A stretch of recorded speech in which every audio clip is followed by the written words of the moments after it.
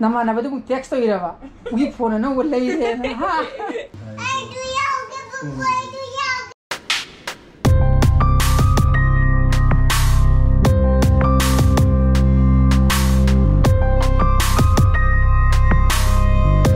Morning guys, welcome back to my channel. Man, my very naked. Takot mang pero. Ngasigi je banni jo hai ko. Adana ichana pa jung rang dagi banni ba suti thaba jala na hangi ne ba. Adana thilugi ge suti di thaga devdi mande sehna gi sida charge tori ko ring hale ga sine ba. Adana ma thada biro ga Kujumu tabak sana duni. Adana ma hana ma thada biro gi. Adana ngasi je banni kai we ji dum haidi haine. Gari dum chatta badina te gari dum chatli ko. Adana school lo ni mo kana ho regular kari kara top school. Ya mo ko. Ajiki banji jam namaram sa da ti kisinta kanam tanu so support tong adi dana. Lo ni mo kana ra mo. Aba mai le ki ge hamra. Mai le ra ga khama ge ko. Adu kum. Yara ba ai di lo ra. Adana thabuk chanaru ki ge. Ngasigi banji di bandare he. Ngasai khara ngalingai gari chene da bo oile ran me. Ojidi gari ngata ko. Chana pa gi school ka hore dana. Adana ai video editing tongona ba. Ai po kulai nung puge si pure earphone yaure.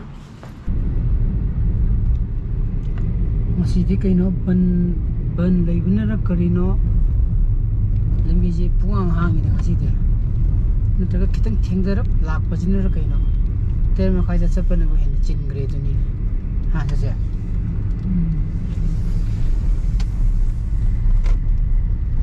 ora ini kigo kista pen pau phone ra jindi dia chora yau di ong ba nagi poche ji lok thaba kaune ai ong puro chakini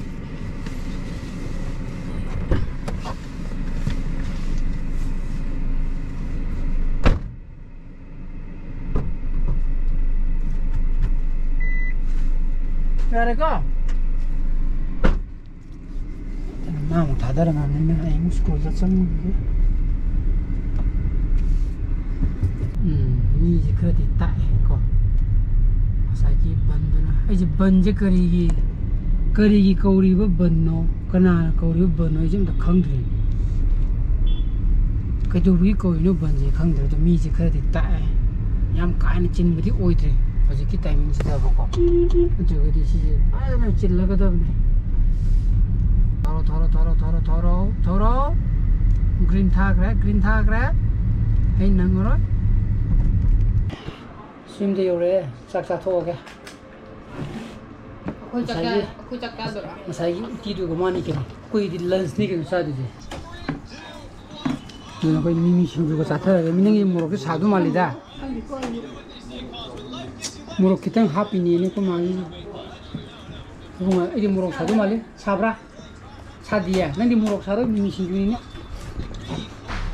nang pong tere tasang ra male dim chaksa ke harani आओ ubugi fola Galaxy M32 nang review to gera ha nang hangi review to gera ba ha ke to gera ba Namana ba text Tourira ba?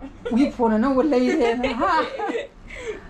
Ati hayeng group photo ka pani ne thagale no school gi class ki aji apam bagine pasha puro lawan haire hayeng puro chalo ko 100 frame di baba tok jaragi frame ko tok jaragi hamra hayeng moi class ki group photo ko class wise ka photo thaina ko ne ka pok photo kap turi moi gi aduna ne ma free kino likena hairi to adu lupa samju pi ki to photo pa magana frame yor ga di frame je ine ko na tok jara ki ko moi frame ni pisa man ju hairi to de mama le pen rakte tiro pata dai ha soko pe ne piro na adan magi hayeng steam da tapiru ki ke hayeng le na bagi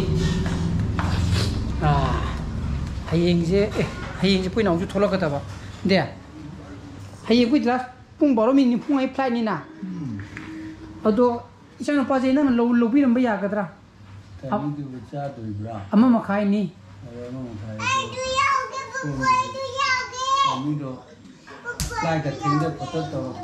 ai ada pung ama mini kunda ti party le ri school da koi hoi ne ko anu ba principal du ka moi arrival ji kino pie ba 145 adu ga air india ni ne dia ka jo ngai matam chana pai ro ka theng da ka ni oi arrival pung kya ne 145 pie ba hanga ba adi 145 nang ne ba adu ni da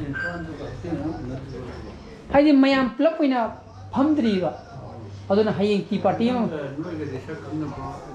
kaga dum theng na dum wish away ba good morning sir gana ga adu each and every teaching and nursing staff ade formally unadri ba adu na hayeng di school da mo koi no principal la ba ko koi hana principal da ki lai gi thena adu na ma ga ai di formally koi teaching and nursing staff ka sakang mai khang na gi po ma Toudrira ko just one katam sudeng ai ai thabo chin mana oi tare ko principal na ai sila ko ai tare adu hai after school da pung ma min kunda laiba adu na chana palo ko dai nu ara ta du ko adu ko koi nau dum thora ka dri adu yi haina ni da ha ma so bi ada tak tu bi pon thoi di pasu kirom ta nge hai no hai kana lak to no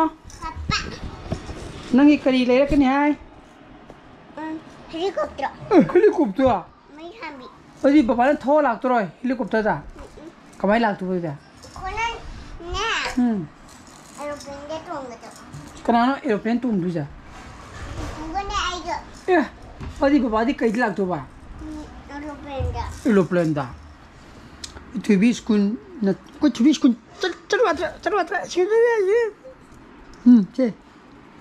what is your name? My name is Bandh. Good. Aduna mayam ai ngasi blog di mata introduction jara ge ai blog super thogadi like to biramo share to bio anu views oi began subscribe to biramo kon kisana pasale bio so please be safe and be healthy. Bye bye, good night. Bye bye, good night. Bye bye, good night. Sida. Chu. Ka. Bye bye. Bye bye.